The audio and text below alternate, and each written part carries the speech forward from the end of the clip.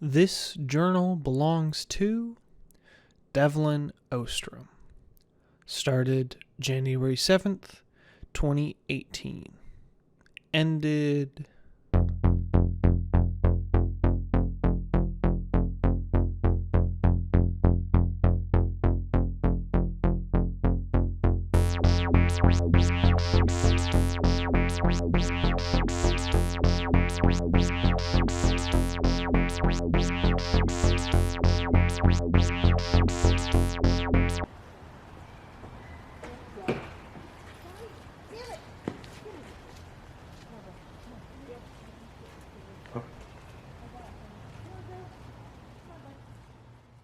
I've been thinking about things lately. More accurately, how I feel about things. Even more accurately, what my favorite thing even is. I feel like everyone's first and probably correct answer is their phone. Mine was too, but as I thought about it more and more, I realized it definitely wasn't that. It was the thing that I kept buying thoughtlessly, despite having so many already. My notebooks. Okay. So, the first notebook is this guy. I got this one around 2018. I think I got it at a Barnes and Noble. And if I had to guess, it says handmade in Italy, so it's probably like 50-ish bucks. In like 2018 money, so it's probably $3,000 here in 2023. This is actually the one I showed in the intro with the started January 7th, 2018, ended never. It's yeah, I use this a lot. On the front it has my pen name at the time, my alias, I guess. I was in like late middle school, early high school, so I had a pen name and an alias, Jack Orville. That was what I was writing under. But on the inside it says this journal belongs to Devlin Ostrom, so I guess that wasn't terribly thought through. But I think in here I mostly wrote about my early book I was writing, which was Simon. It was, I don't know, some trashy, modern fantasy thing about a guy named Simon. There's also a few short stories in here. I weirdly edited some of these, which I commend myself for. I used purple pen, and there's a few drawings, but nothing major, but I also think a big part of this journal was kind of like brainstorming. There's just huge fragments of ideas that I know went somewhere. Literally there's a sentence, an old fishing town, and I think I know exactly what that's about. That's I think a Monster of the Week campaign I was writing at the time. I mean, it was literally ripped off from Shadow Vernsmith, but I don't feel too bad about that. But yeah. In Elizabeth Chin's book, My Life with Things, The Consumer Diaries, she writes a whole lot about stuff, objects, things.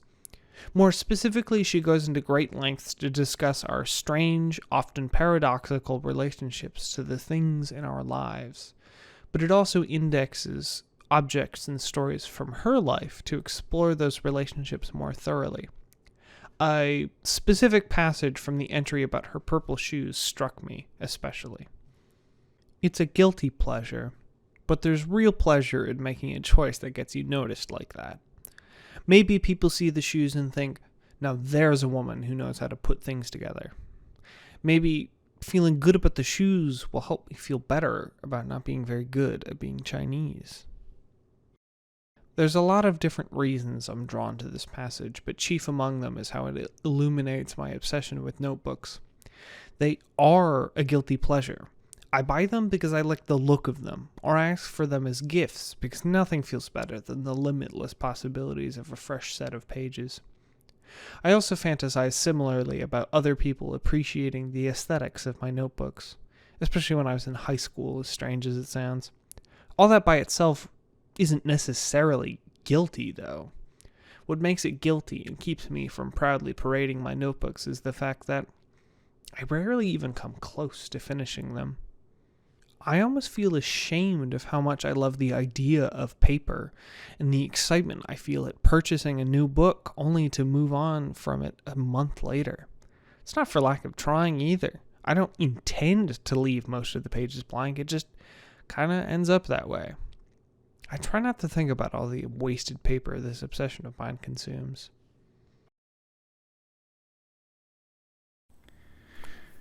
This is the second journal. I think I got this in about mid 2018.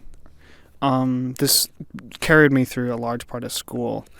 It was a sketch pad for like ideas, but also like drawings, and also sometimes I would do math stuff in here if I just didn't have paper. There's like a few story sketches like in the other one, but mostly it's just journal entries. If I had an idea, I would just write it down in here, and this became my like whole thing. I used it extensively throughout high school. I think this has been through 3 different relationships. I'm not too sure, but no, it has, I think, the first entry I made when I started dating one of my exes, which is kind of embarrassing now, but it's no, this journal is really special. There's all kinds of drawings in here. There's like band names and like just weird stuff. No, this journal like lasted me so much. I actually didn't want it at first. When I got it, I wanted a small little black notebook. It was a gift, probably from my mom or something, and I wanted a small black journal that I could carry around, but I didn't want this one because it was too thick. But now in hindsight, that's actually my favorite thing about it. It's just so, I actually want another one of these. I might get one, but no, this one's really special. It's actually one of the few I finished as well, probably because I fucked it up so much. I think an element of all of this is my strange need for perfection. Because the aesthetic qualities of a notebook are so important to me. If they aren't completely perfect, it feels as though I have wasted how beautiful it is as an object, and some strange sense of sanctity I've put onto it when it's new. Somewhere along the line, I stopped thinking about what I put into the notebooks as being the art, and I start thinking about the notebooks themselves as the art. I'm aiming to fulfill the greater destiny of these books, or, as I believe Elizabeth Chin would put it, I have exchanged my relationship with writing with my relationship to the commodity of the notebook. The last book I have, this is actually one of a set. I got these at Granny's Attic, probably late 2019, early 2020. I got these books for like, I think $4. It was $1 a book, and I just bought the set of them because they were small little limited edition leather books. And I only have one now. I don't remember why. I think I gave them away, but I spent $4 on these, and I had these recently looked at by a very knowledgeable friend of mine, and she said these are like kind of really valuable. Like, these are unique. They are handmade. Like, probably somewhere important, but this one's super chewed up by a chinchilla, and I don't have the other 3, so good, I guess. But yeah, no, these are all really interesting to me. They have like really nice, like kind of very natural fiber paper, and I don't use them much. This one is barely filled, but I do enjoy using them every time I do, and I usually have a purpose for these. I don't just put like notes in them. I usually put like, I try to theme the book. This one is kind of personal, so I won't really share it, but it has a very specific use case that I haven't used it for in a while. But yeah, I do really miss the other 3. I don't know where they are. I could have sworn I kept 2, this one and a different one, but obviously I'm mistaken. But, yeah. I don't know how my relationship to these books will change, but I do know this.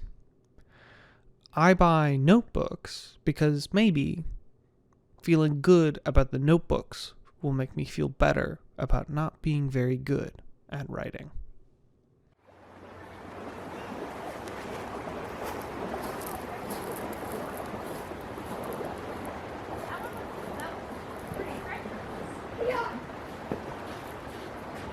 Yeah.